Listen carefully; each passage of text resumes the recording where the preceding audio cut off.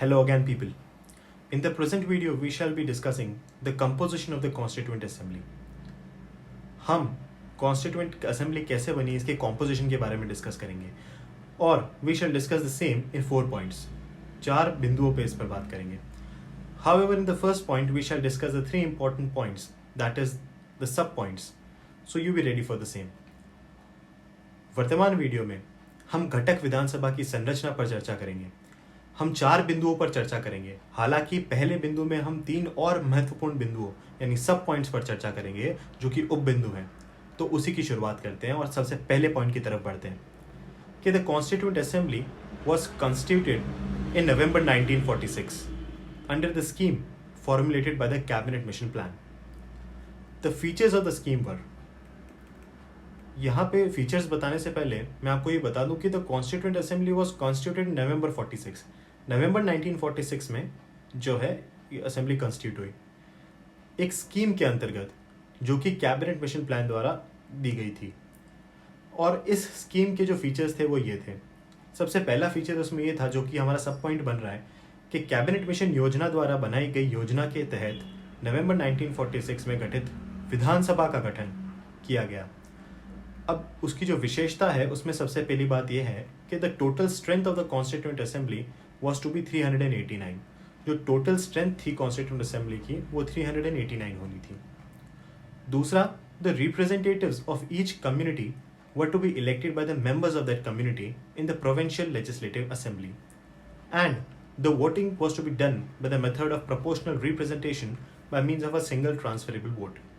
हाँ, अब इस पॉइंट को अगर मैं शुद्ध हिंदी में बात करूं तो कुछ इस तरीके से हो जाएगा कि प्रत्येक समुदाय के प्रतिनिधित्वों को प्रांतीय विधानसभा में उस समुदाय के सदस्यों द्वारा चुना जाना था और मतदान एकल हस्तांतरण व वोट के माध्यम से अनुपातिक प्रतिनिधित्व की विधि से होना था.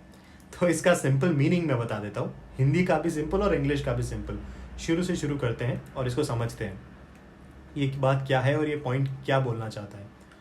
तो the representatives of each community, जो भी डिफरेंट कम्युनिटीज़ थी उनके जो रिप्रेजेंटेटिव्स थे, जो उनके हेड होने थे, वो कैसे इलेक्ट होने थे उस कम्युनिटी के मेंबर्स द्वारा जो कि प्रोविंशियल लेजिस्लेटिव का हिस्सा थी.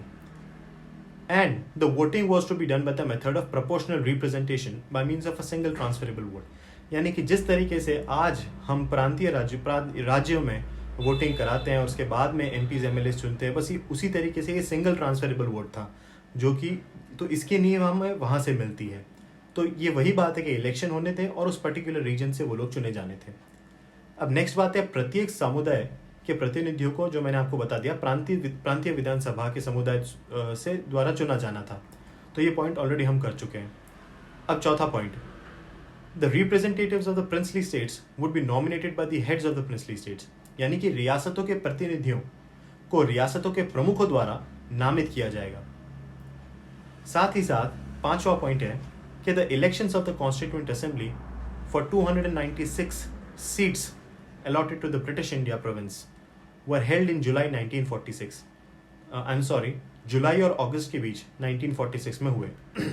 यानी कि जो इलेक्शंस थे कॉन्स्टिट्यूएंट असेंबली के 296 सीट्स के लिए, पोस्ट के लिए, जो कि ब्रिटिश इंडिया को अलॉट किए हुए थे उस प्रोविंस को, वो जुलाई अगस्त के बीच में 1946 में हुए. साथ ही साथ इसमें 6 पॉइंट है कि the Indian national Congress one 8 seats. 208 सीटें इंडियन नेशनल कांग्रेस ने पाई, जीती. मुस्लिम लीग ने 73 सीटें और in the small groups independents got the remaining 15 seats. जो इंडिपेंडेंट्स थे उनको बची हुई 15 सीट्स मिली. The assembly included all the important personalities of India that time with the exception of Mahatma Gandhi and Mohammad Ali Jinnah. Last बात है कि सभा में उस समय के भारत के सभी महत्वपूर्ण व्यक्तियों में शामिल थे. सारे इंपॉर्टेंट पर्सनालिटीज़ जो थी वो उस पर्टिकुलर में शामिल थी, लेकिन उसमें महात्मा गांधी और मोहम्मद अली जिन्ना अपवाद थे, यानी कि वो लोग सब शामिल नहीं थे. तो ये 4 बातें हैं जो आपको याद रखनी है और हमने इस वीडियो में डिस्कस की. अगले वीडियो में, in the next video, we shall discuss the working of the constituent assembly in detail along with the objective resolution.